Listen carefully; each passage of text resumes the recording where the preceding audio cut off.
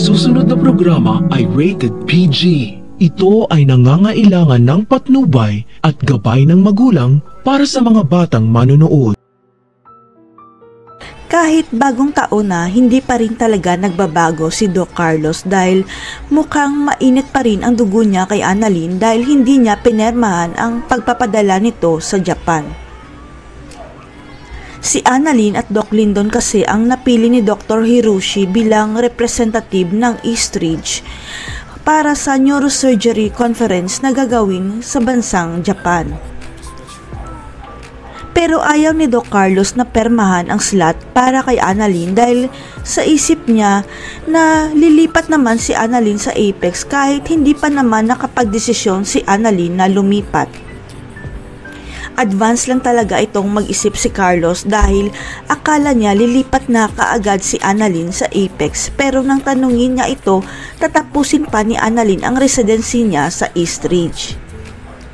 Kaya nang napagtanto ni Doc Carlos na mali ang iniisip niya, nagpalusot ito na gusto niyang patunayan at paghirapan ni Annalyn ang slot para ipresenta ang Eastridge Hospital sa Japan. Ang gusto ipalabas ni Doc Carlos na ayaw niya isipin ng iba na ipapadala niya si Annalyn sa Japan dahil stepdaughter niya ito pero ang totoo, naiinggit lang siya kay Annalyn. Kaya hindi mapigilan ni Annalyn na mainis dahil namemersonal na si Doc Carlos. Kaya nasabi niya sa anak ni Doc Carlos na si Harry na napaka-unfair ng tatay nito sa kanya. Hanggang sa magulat na lang si Annalyn at Doc Lyndon dahil pinapascrub out sila ni Doc Carlos sa OR dahil silang dalawa pala ang ipapadala ng Eastridge papuntang Japan. Hindi talaga makapaniwala si Annalyn dahil ang akala niya hindi pinermahan ni Doc Carlos ang slot niya pero ang mas ikinatuwa ni Annalyn pati si Lynette makakasama niya sa Japan.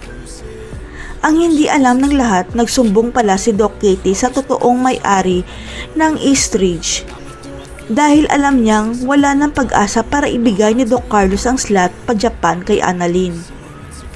Nalaman kasi ni Doc Katie na ang totoong may-ari pala ng Eastridge Hospital ay walang iba kundi ang tunay na ina ni Lynette at si Annalyn na lang ang nag-iisa niyang apo at tagapagmana. Kaya sikretong pumunta si Doc Katie sa may-ari ng Eastridge at isunumbong ang ginawa ni Doc Carlos sa apo niyang si Annalyn kaya nagalit ang totoong may-ari ng Eastridge. Pinatawag ng may-ari ng Eastridge si Doc Carlos dahil ang may-ari na mismo ang pumirma para maipadala ang apo niyang si Annalyn sa Japan at para malaman na rin ni Carlos ang katotohanan. Ang katotohanan na si Annalyn at Lynette ang tunay na tagapagmana ng Eastridge. Kaya huwag pahirapan ni Carlos ang anak at apo niya kung ayaw niya mawala sa Eastridge. Kaya dali-daling pinascrub out ni Doc Carlos si Annalyn at Lyndon sa operating room para ipadala kaagad sila sa conference sa Japan dahil sa takot niya sa may-ari ng Eastridge. Malalaman kaya ni Annalyn na ang lola niya ang dahilan kaya siya ang ipapadala sa Japan. Pinakasalan kaya ni Carlos si Lynette dahil nalaman niya na sila pala ang may-ari ng Eastridge. Abangan.